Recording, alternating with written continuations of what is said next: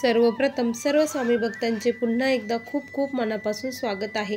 स्वामी भक्तांनो, आज आपण एक सुंदर असा अनुभव बघणार आहोत। हा अनुभव ऐकल्यानंतर प्रत्येक स्वामी भक्ताच्या अंगावरती शहारे उभे राहणार आहे। खूप सुंदर अनुभव आहे, त्यामुळे हा अनुभव अगदी शेवटपर्यंत प्रत्येक स्वामी भक्ताने बघावा। चला तर मग ताईंच्या शब्दात अनुभवाला सुरुवात करूया। ताई म्हणतात, सर्वप्रथम सर्वांना श्री स्वामी समर्थ।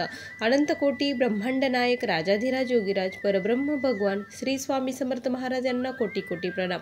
स्वामी भक्तांनो, माझे नाव सुलोचना शिंदे। आज मी तुम्हाला माझ्या जीवनातील सर्वात मोठा प्रसंग सांगणार आहे। स्वामी माझ्या आयुष्यात कसे आले आणि स्वामींनी कशी माझ्याकडून सेवा करून घेतली आणि माझ्या विश्वासाला स्वामी कशा प्रकारे जागले ते तुमच्यासोबत आज मी शेअर करत आहे। स्वामी भक्तांनो, आमची जॉईंट फॅमिली, आम्ही दोघी जावा, सासू सासरे आणि आमची मुलं, असं आमचं छोटंसं कुटुंब। आम्ही खेडेगावातच राहतो आणि त्यानंतर घरामध्ये खूप वादविवाद हे होत होते। मला 2 मुले आणि माझ्या जावेला 2 मुली। तिला मुलासाठी खूप अट्टाहास होता, तिला खूप म्हणजे खूप मुलगा पाहिजे होता। तिने त्यासाठी 2-3 किरटिंग देखील केल्या। मुलीचा गर्भ तिने पाडला। मी तिला खूप वेळेस तिला सांगत होते की हे महापाप आहे, तू करू नकोस, पण असं जाव असल्यामुळे तिला असं वाटायचं की ही मला मुद्दाम म्हणत आहे आणि मग ती स्वामी सेवाही करू लागली होती।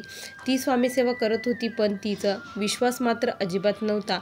त्याच दरम्यान काय झालं की आमचा जो धंदा होता त्यामध्ये प्रचंड लॉस आला आणि माझ्या मिस्टरांचा BP हा अगदी प्रचंड वाढू लागला होता। त्यांना खूप टेन्शन येत होतं आणि ह्या टेन्शनमध्ये जर त्यांना काही झालं तर काय करायचं, मी खूप घाबरली होती। कुठेच काही मार्ग सापडत नव्हता। त्यावेळेस माझी जी बहीण आहे तिने मला स्वामी सेवेविषयी सांगितलं, तू त्यांना याचं रुद्राचं तीर्थ देत जा, सर्व व्यवस्थित होईल असं तिने मला सांगितलं। आणि मग मला काही माहीत नव्हतं सेवेविषयी, पण मी मग स्वामींचं नामस्मरण करू लागली आणि मिस्टरांच्या याच्यासाठी तब्येतीसाठी त्यांच्याकडे भीक मागू लागली। त्या दरम्यान काय झालं ना की माझी जी मावशी आहे ती दिंडोरी येथे जाणार होती, दिंडोरीला जाणार होती। त्यामुळे ती मला म्हटली की तू तिथे चल आणि आपण तिथे जाऊन तुझं प्रश्न उत्तर करूया, काहीतरी मार्ग नक्की मिळेल, काहीतरी नक्की झाले असेल, त्यामुळे असं काही घडलं असेल असं ते मला म्हटले। आणि मग मी तिथे जाण्यासाठी निघाले, पण खूप प्रचंड अडचणी आल्या। सासू नाही म्हणत होती, मिस्टर जा म्हणत होते आणि मला ताप देखील भरला होता। या सर्व परिस्थितीमध्ये काही झालं तरी मला जायचं होतं। आपल्याकडे पितृदोष असल्यानंतर अशा अडचणी बऱ्याचशा येतात, आपण ठरवतो पण आपलं काही जाणं होत नाही। असंच माझ्या बाबतीत देखील घडलं। मी अक्षरशः रात्री गोळ्या घेतल्या आणि सकाळी जाण्यासाठी निघाले। तिथे गेले, प्रचंड गर्दी होती। एवढ्या गर्दीमध्ये कसा नंबर लागणार, काय होणार, काही एक कळत नव्हतं। पण म्हटलं नाही, आज काही हो, प्रश्न उत्तर केल्याशिवाय इथून जायचं नाही। डोळ्यातून पाणी थांबत नव्हतं, संकट खूप मोठे वाटत होते। गुरुमाऊलींना बघून अक्षरशः स्वामीच बसलेले आहे असे वाटत होते आणि डोळ्यातून प्रचंड पाणी वाहत होते। मग माझा नंबर लागला आणि मी सर्व काही सांगितलं। तिथे सांगितल्यानंतर ते म्हटले की तुमच्या देवघर देवरा व्यवस्थित नाही, तुमच्या देवाऱ्याला माशी लागलेली आहे। त्यांनी असं सांगितल्यानंतर त्यांनी पहिला देवघर देवरा व्यवस्थित करून घ्या आणि खूप साऱ्या सेवा दिल्या मला। नवनाथ पारायण, गुरुचरित्र पारायण, त्यानंतर दुर्गा सप्तशतीचे पारायण, 108 स्वामीचरित्र पारायण, अशा प्रचंड सेवा दिल्या आणि माझ्या मिस्टरांसाठी रुद्र यंत्र घेण्यासाठी सांगितलं आणि रुद्रयंत्रावरती अभिषेक करून ते तीर्थ त्यांना 41 दिवस द्या आणि त्यांचं सर्व काही नॉर्मल होईल असं त्यांनी सांगितलं। मग मी घरी आले। घरी आल्यानंतर जे आमचे भंगलेले देव होते, खरंच मी बघितलं तर आमच्या जे देवघर होतं त्यामध्ये जे देव ठेवलेले होते त्यामध्ये खूप सारे होल पडलेले होते आणि त्यांनी सांगितलं होतं जर तुमचे देव भंगी झालेले असेल तर ते ओळखण्यासाठी काय करायचं, पाणी घ्यायचं आणि ते देव पाण्यामध्ये टाकायचे। जर त्या पाण्यातून बुडबुड्या, त्या टाकामधून जर बुडबुड्या आल्या तर समजायचं की हे देव खंडित झालेले आहे, त्याचं लगेच विसर्जन करायचं। आणि तसंच झालं। मग मी सर्व देव घेतले आणि त्याचं विसर्जन करण्यासाठी गेले। जेव्हा मी ते देव विसर्जन करण्यासाठी चालली होती त्यावेळेस माझ्या सासूबाई माझ्यासोबत प्रचंड भांडल्या, कुणाचंही ऐकती, काहीही करते। आता इतक्या दिवसापासून आपले देव होते, आमचे ते सासूच्या हातचे देव आहेत आणि चांदीचे देव तुला पाण्यात सोडून द्यायचे आहे, तुला काही कळतं का नाही, असं खूप प्रचंड सासू भांडल्या। मला खूप रडू येत होतं आणि स्वामींवरती खूप विश्वास होता की स्वामी तुम्ही या संकटात देखील मला बाहेर काढताल, मला माहीत आहे। आणि मग मी स्वामींचं नामस्मरण करून रडत रडत ते देव सर्व घेतले, एका कोऱ्या कापडामध्ये बांधले, दही भाताचा नैवेद्य घेतला। त्यांनी जशा प्रकारे सांगितलं तसंच मी देवाचं विसर्जन केलं. त्यानंतर नवीन देवघर बनवण्यासाठी टाकलं.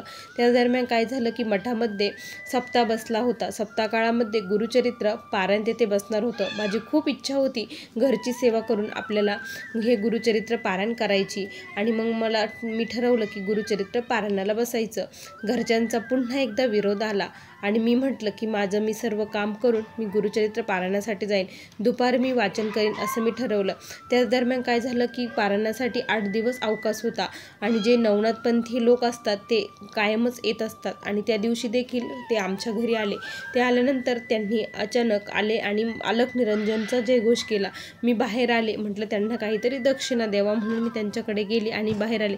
त्यावेळेस ते म्हटले की आम्हाला दक्षिणा नको, खाली बस असं ते म्हटले आणि त्यांनी मला 2 फुलं आणायला सांगितले. मी 2 फुलं आणले आणि त्यांनी त्या 2 फुलाचे 2 रुद्राक्ष बनवले आणि ते म्हटले की तुझ्या मिस्टरांच्या जीवाला खूप मोठा धोका आहे, तू ह्या रुद्राक्ष त्यांच्या गळ्यामध्ये बांध आणि 1 रुद्राक्ष हा पाण्यामध्ये ठेव असं त्यांनी सांगितलं देवघरामध्ये. त्यावेळेस मला प्रचंड रडू येत होतं आणि मग त्यांनी दक्षिणा वगैरे काहीच घेतली नाही आणि ते लगेच तिथून निघून गेले. मग मी ते रुद्राक्ष मिस्टरांना सांगितलं की गळ्यामध्ये बांधा, पण ते काही त्यांचा विश्वास नसल्यामुळे बांधायला अजिबात तयार नव्हते आणि त्यांनी हेही सांगितलं होतं तुझ्या मिस्टरांना कुणाचा जर कॉल आला तर त्यांना लगेच घराबाहेर पडू देऊ नको, त्यांना समजावून सांग आणि घाई गडबडीत कुठलाही निर्णय घेऊ नका. मला प्रचंड भीती वाटायची की कुणाचा फोन येतोय आणि हे काही चुकीचं पाऊल उचलतात काय. मी तो रुद्राक्ष त्यांच्या खिशामध्ये पॉकेटमध्ये ठेवला कारण त्यांनी गळ्यामध्ये बांधला नाही. 1 रुद्राक्ष देवघरामध्ये ठेवला आणि त्यानंतर पारायणासाठी बसली. घरचं मी सर्व काम आवरून जायची, अक्षरशः जेवण देखील करत नसायची. माझी सेवा, देवपूजा आणि त्यानंतर घरचे सर्व प्रचंड काम. आमच्या घरी गाई आहे त्यामुळे गाईचं काम करून मला जावं लागायचं. मग मी दुपारी 1 वाजता तिथे मठात जायची आणि माझं वाचन करायची, घरी यायची आणि मग जेवण करून माझं दुसरं काम करायला सुरुवात करायची. त्या दरम्यान काय झालं की मी वाचत असतानाच माझ्या मिस्टरांचं म्हणजे असं खूप मोठा लोड होता कारण आमच्या व्यवसायामध्ये प्रचंड एवढा लॉस आम्हाला आत्तापर्यंत कधीही झाला नव्हता. 40 लाख रुपये आमचे समोरच्या माणसाकडे गुंतलेले होते आणि तो माणूस द्यायला नाकबूल झालेला होता. त्यामुळे प्रचंड मोठं टेन्शन मिस्टरांवरतीच आले होतं कारण सर्व जबाबदारी ही माझ्या मिस्टरांवरतीच होती. त्यांना त्या व्यवसायाचं टेन्शन आणि मला त्यांचं टेन्शन असं हे चक्रव्यूह चालू होतं. पण मी स्वामींना अक्षरशः श्रीफळ अर्पण केलं पारायणाला बसायच्या वेळेस आणि स्वामींना सांगितलं आजपासून माझं सर्व काही दुःख हे तुमचं आहे. मी तुमच्या चरणाजवळ आली आहे, तुमच्या चरणाची सेवा मी करत आहे. माझा तुमच्यावरती अतोनात विश्वास आहे आणि ह्या विश्वासाला तुम्ही जागणार आहात हे मला माहीत आहे. आमच्या जीवनात देखील अशक्य असणाऱ्या गोष्टी तुम्हीच आता शक्य करू शकतात.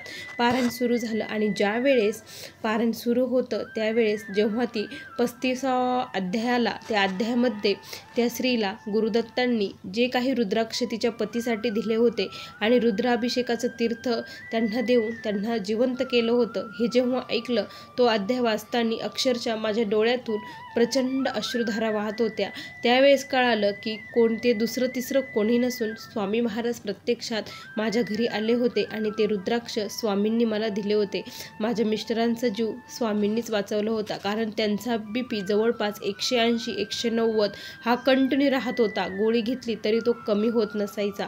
या एवढ्या प्रचंड BPमध्ये त्यांना कशी ताकद मिळाली आणि माझे मिस्टर आज एकदम सुखरूप आहेत आणि ते देखील स्वामी सेवेमध्ये आहे.